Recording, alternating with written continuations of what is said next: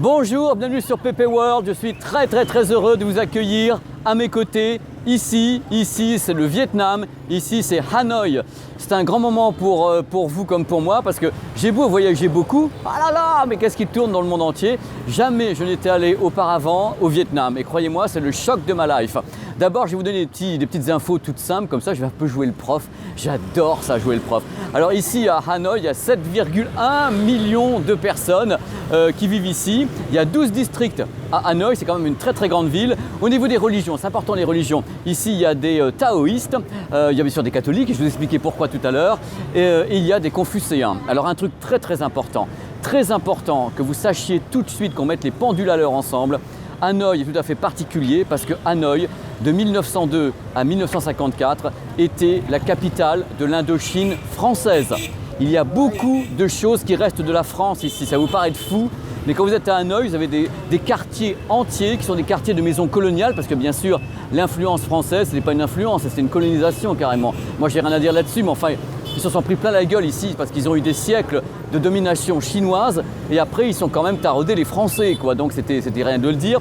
Donc jusqu'en 1954, c'était la France qui était ici et les anciens. Il y a encore des gens ici, des anciens, qui comprennent le français et qui parlent le français ici à Hanoï. Donc c'est absolument étonnant. Parmi les trucs fous, en fin de compte, c'est l'explosion de la démographie.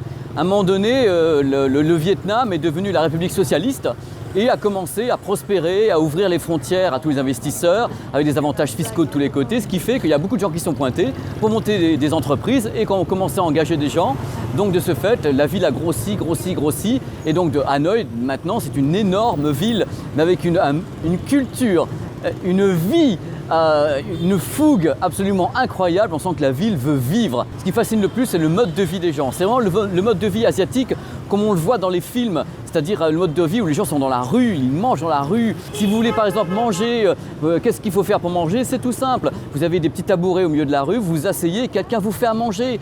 C'est prévu, c'est comme ça, des petits tabourets bleus qui sont là. La circulation est absolument infernale parce qu'il n'y a pas de code de la route. Il y a des motos de tous les côtés, ça vient de partout, ça vit, ça grouille, ça bouillonne. Il y a une pollution absolument délirante. Je crois que j'ai rarement vu une ville aussi polluée de ma vie, à part peut-être Bangkok il y a 15-20 ans. Quand j'étais tout jeune, j'étais allé à Bangkok, je trouvais ça effrayant. Là, c'est une pollution qui est absolument dingue. Vers 5-6 heures du soir, il y a une pollution sonore et une pollution d'une mobilette de tous les côtés. C'est partie de la life, quoi. Je veux dire, c'est Hanoï. C'est magnifique, il y a peut-être moins de temples, peut-être moins de culture, c'est peut-être méchant ce que je veux dire, moins de culture qu'on peut en trouver au Japon, à Kyoto ou autre, mais les endroits qui sont les beaux endroits de Hanoï sont superbes. Il y a un lac superbe, il y a vraiment, de toute façon pendant que je parle, vous voyez des images qui sont en train de tourner de tout Hanoï. Ce qui est bien, parce qu'en fin de compte, Hanoï c'est plus une notion d'ambiance, je vais essayer de ne pas me faire tailler un short, c'est plus une notion d'ambiance que de belles maisons. Les belles maisons, elles sont les maisons coloniales, donc, qui sont les ambassades ou les maisons qui appartenaient aux Français ou qui appartenaient aux Chinois. Le reste, ce sont des maisons un peu plus modestes, mais les gens sont modestes, ils sont super gentils, ils ne savent plus quoi faire pour te rendre service. Tu es dans la rue, tu ne peux pas être paumé, ils viennent vers toi tout de suite avec un grand sourire, ils parlent un petit peu anglais, ils te demandent s'ils peuvent t'aider quelque part, aller quelque part, et tout ça pour au niveau fric, tu fais ça pour 1 euro, quoi. Tu manges très bien dans la rue, parce que moi je préfère manger dans la rue, m'asseoir à un tabouret et manger dans la rue. Tu bouffes pour 2 euros de façon extraordinaire. Je pense que Hanoï se vit. C'est un truc, il faut aller dans les rues, il faut descendre avec les gens, il faut éviter de rester dans les hôtels ou dans les lieux touristiques. Il faut vraiment aller là où sont les gens. Et vous allez prendre le choc de votre vie puisque vous tombez sur des endroits comme ça. Vous voyez derrière, les gens sont dans la rue, les gens mangent dans la rue, la vie est là, quoi. Et en plus, il y a une bonne température à l'année, il fait rarement très froid ici, même si aujourd'hui il fait un peu froid.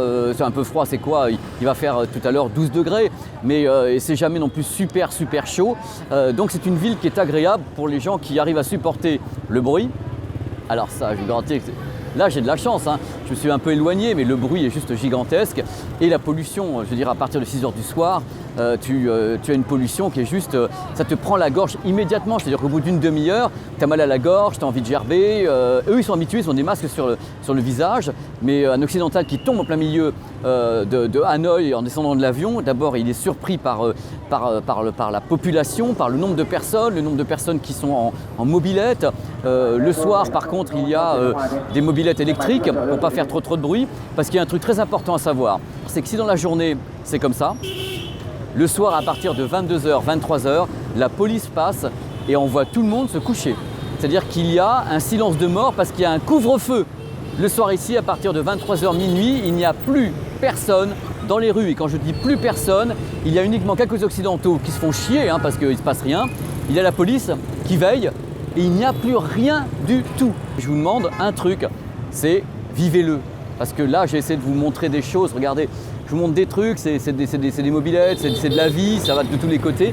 Mais si vous pouvez, vivez-le quoi. Voilà, c'était le petit moment passé.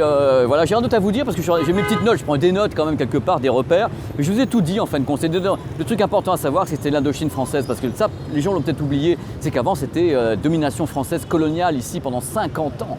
Donc il y a des traces, venez voir ces traces ici, venez voir les restes de ce qui passe, les traces de ce qu'ils ont vécu au niveau chinois et autres. Vous verrez l'ambiance ici qui est assez étonnante.